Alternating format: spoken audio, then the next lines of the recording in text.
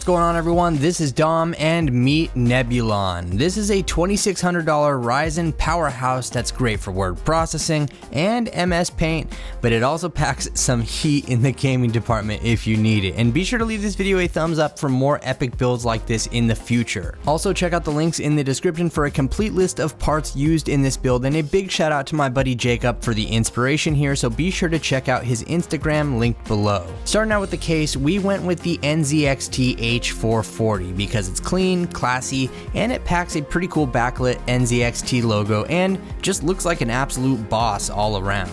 We swapped out the three default 120mm fans in the front and the 140mm fan in the back for some slick Corsair SP120s and added an RGB strip to light it up some more.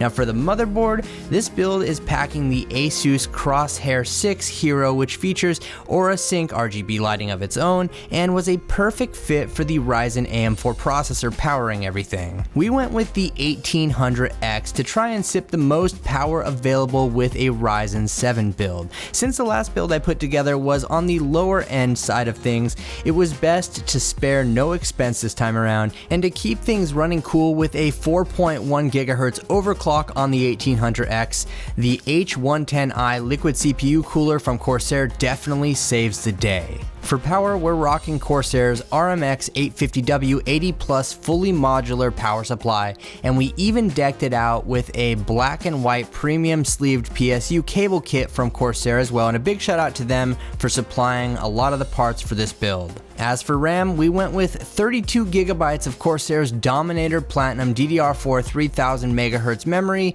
It was a solid choice to top everything off, and we even stuck in a Zotac GeForce GTX 1080 Ti Founders Edition GPU, which obviously fits in perfect with the green color scheme here. Finally, for storage, we have the Kingston Predator 240GB M.2 drive for the operating system, a Sandisk 480GB SSD Plus for quick storage, and a Western Digital Caviar Blue 1TB hard drive for everything else. Undoubtedly, this build is badass. From the color scheme to the desk layout, everything here looks super sharp. But what good are looks without performance, right?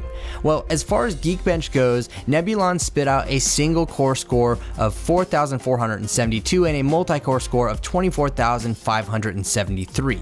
Running the Firestrike Benchmark, we got a score of 20,161, and if you like to compare these benchmarks to my last Ryzen build, I will leave that linked below for you. When it comes to gaming, there is no trouble here whatsoever, as you would expect. With Rise of the Tomb Raider having everything set to Ultra and a max resolution of 3840 by 1600 on the LG 38UC99 ultra-wide monitor, we were easily able to get between 70 and 80 frames per second, with the occasional dip during more graphic-intensive scenes. Now GTA 5 was no exception either, running like a champ on maxed out settings at the monitor's full resolution. It's just smooth. I mean, this is basically what you would expect from a build like this though.